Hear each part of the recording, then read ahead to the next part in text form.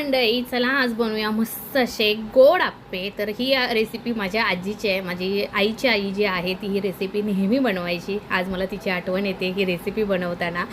तर मी गूळ घेतला आहे, गुळामध्ये थोडं पाणी घातलं आहे आणि गूळ डिझॉल्व करून घेतला आहे, म्हणजे गूळ वितळवून घेतलेला आहे सगळा. आता त्यामध्ये आपल्याला एक अर्धा कप किंवा पाव कप घालायचा आहे, तो म्हणजे बारीक रवा.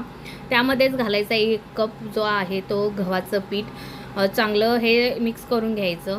गव्हाचं पीठ हेल्दी आहे म्हणून घातलं आहे. तुम्ही मैदा नकाच घालू शक्यतो, पण गव्हाचं पीठ चांगलं, मुलांच्यासाठी खायला चांगलं आणि आपल्या सगळ्यांच्यासाठी हेल्थला चांगलं म्हणून गव्हाचं पीठ घेतले. आता हे सगळं चांगलं असं मिक्स करून घ्यायचं. वाटलं आपल्याला अजून पाण्याची गरज आहे तर पाणी ॲड करायचं आणि त्याचं छान असं बॅटर बनवून घ्यायचं आहे आपल्याला, जेणेकरून ते आपल्याला पोर करता येईल किंवा आपल्याला आप्पे पात्रात टाकता येईल. सो हे बघा, ह्या कन्सिस्टन्सीमध्ये आपल्याला ते बॅटर बनवून घ्यायचं आहे. दिसलं? असं मस्त स्लरी झाली पाहिजे त्याची, छान असं बॅटर तयार झालं पाहिजे आणि ते बनवून घ्यायचं. बॅटर हे मस्त 21 मिनटं झाकून ठेवायचं. तोपर्यंत आपण शेंगदाणे भाजून घेऊया. शेंगदाण्याच्या ऐवजी तुम्हाला सुकामेवा काय टाकायचा असेल, काजू बदाम पिस्ता, तर तेही तुम्ही टाकू शकता. पण मी सगळ्यांच्या घरी अवेलेबल असेल ते असे शेंगदाणे घेतलेत, ते भाजून घेतले, त्याची साल काढून घेतले. त्यानंतर वेलची पूड घातले, थोडासा सोडा घातला आहे आणि हे चांगलं मिक्स करून घ्यायचं. थोडासा सोडा घालणं गरजेचं आहे, कारण मग ते छान असे फुलतात. मी इकडे आप्पेपात्र गरम केले. आप्पेपात्रामध्ये तुम्ही तेल टाका किंवा तूप टाका, काय आवडत असेल ते टाकायचं आणि छान असे हे बॅटर पोर करायचं.